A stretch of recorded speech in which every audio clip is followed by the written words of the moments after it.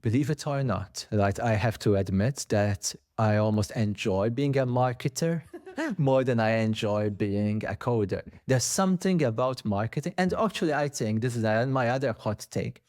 In my opinion, all indie hackers should think of themselves as marketers first. Everything follows on marketing. That's what I asked Mark Lou exactly. Do you consider it yourself a developer or a marketer now? Because I do think that's you have to be a marketer, and you build. And in fact, I think even if you were a co-founding pair where one is a more builder, one is a marketer, the builder should probably do what the marketer says. I think the marketer should be the leader. That it's really I a totally agree marketing with game. you. I come to the office every single day, and I tell them, guys, listen to me. This to me was a surprise about myself as well, because I never thought, I've been coding. I'm not exaggerating. I mean, since I was 5 years old, my dad bought a Commodore 64, like many, geeks with computers. I started, asking how to make games and spent most of my childhood tinkering around with computers. I thought I'm the typical programmer who will only find satisfaction professionally in writing code and making computers do what I like or what I want them to do. I still enjoy that, but I think the challenge and the satisfaction from convincing humans to do what I want them to do is much more rewarding than convincing a computer to do what I want to do. And I think marketing essentially is basically that, right? And I really think, to be successful, that you have an eye for marketing, that to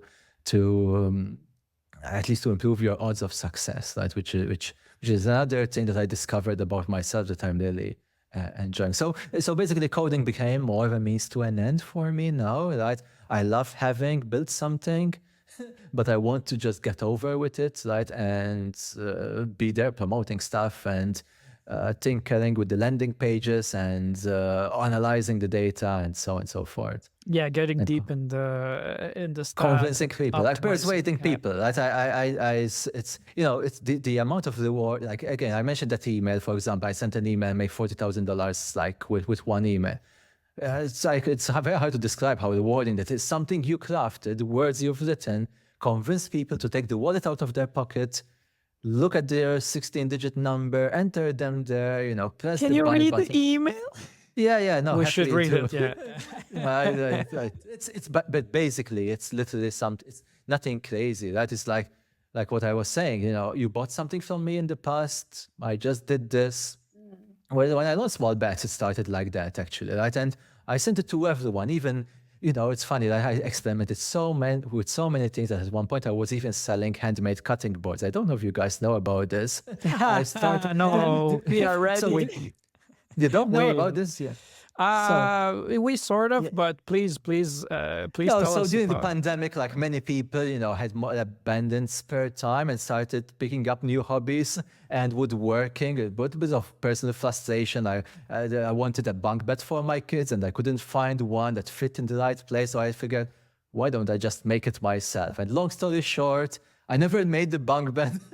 But I started really enjoying making stuff, and I started buying tools and so on and so forth. That's a true maker, right? Yeah. When you make physical products as well, then exactly, it is the true maker thing. Yeah. So, I was doing things for my house: tables, coffee tables, benches, desks, whatever. And I sort of the entrepreneurial part in me was thinking, what if I could sell something?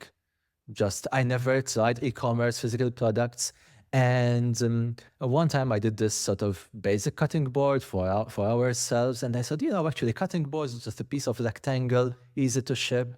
How hard can it be? Yeah. How hard can it be? So I actually, I didn't want to, cutting boards. There's so much on the market, $40, $20 on Amazon, race to the bottom. So to try to differentiate myself, I created this super fancy design cutting board like this.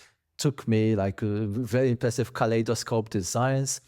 And I tried to go high end, like selling a $400 cutting board, which is this was actually a marketing mistake that I'm happy to talk about it later. But anyway, long story short, I did a batch of these. I sold them all. I sold about 15 of them. I was hoping to do more. But then I started to do the numbers and the time spent, and I realized actually this is a bit much more work than I thought I would do. So this is a super cool story. Actually, it's funny because on this show, we have a recurring segment. You probably haven't seen that many episodes, but we call it a cutting board review. Oh, interesting. Yeah, and so we each take a cutting board.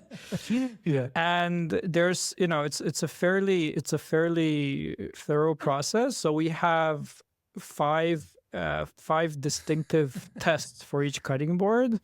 And this is a olive tree cutting board. It's very smooth.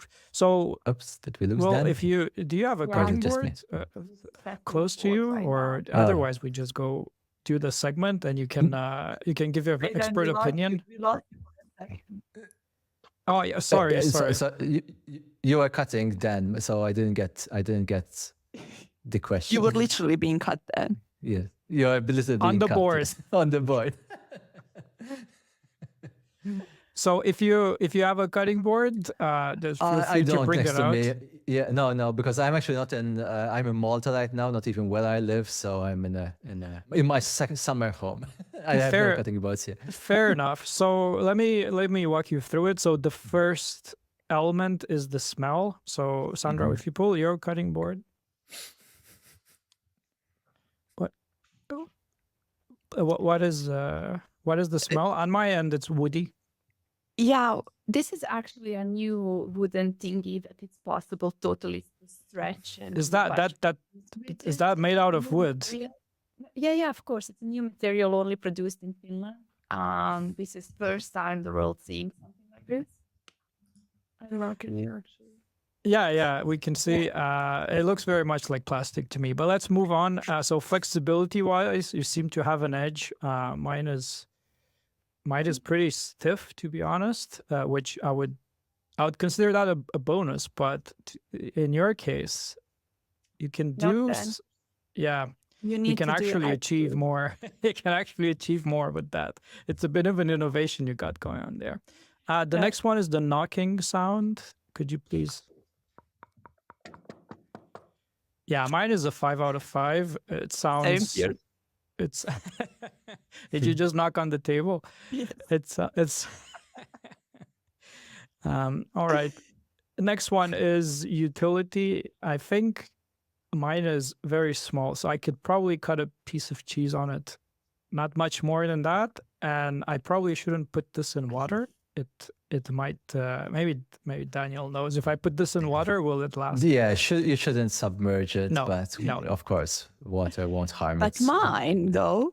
Yours could be fully submerged. Yes. Yeah, it will remain for probably 10,000 years. Yeah. And that is actually the problem with it. What? All right. What are you talking about? I have no idea. And finally, the thickness, Sandra. I think thickness is maybe what's actually best? Should it be thicker or thinner? Yeah. Usually it should be thicker. For it depends on what you're cutting, right? So if you're cutting like meat, for example, you want something thick to be able to like chop. But if you're cutting cheese, it's fine. For cheese, yeah. To answer your thickness question, helps with Daniel, the stability as well. So yeah, thicker is usually better. to answer your question, do we know about your board? Yes, we do. You do, yes. We see it literally. Daniel, I want to ask, do you still have time, because we have a couple more things? Yes. Okay. A lot of time. Yes. That's fantastic, because we have this other segment also that we did with Mark. It's called Morning Caffeine Burst, and it's a series of questions that you need to answer with yes or no. That's it. Okay. And there will be a rapid fire, and then we just go through it. Are you ready? Ready. Yes. Work from home. Yes. VC funding. No. Levels.io. Yes. Family. Yes. F1. Yes. Clarkson's farm. Yes. Video courses. Yes. Invest in NVIDIA. No. 40 hours. Oh, that's 40 hours of work a week. No. Living in Europe. No. Coffee. Coffee. Yes. Yes. Yes. Paying taxes in Europe. No. Standing desks. No. US dentists.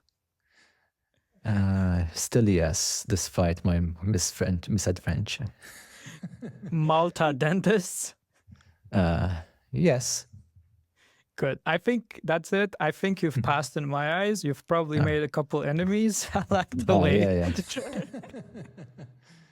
The best way to mitigate risk, I think, is to choose small things. But if they pay $39 per month, you get $1 million a year. If you don't charge a subscription, you have zero churn. That's fantastic. All these similar philosophies, ship fast, wealth startups, wealth months, they're all focused on small. We can't control many things. The only thing we can control is our input.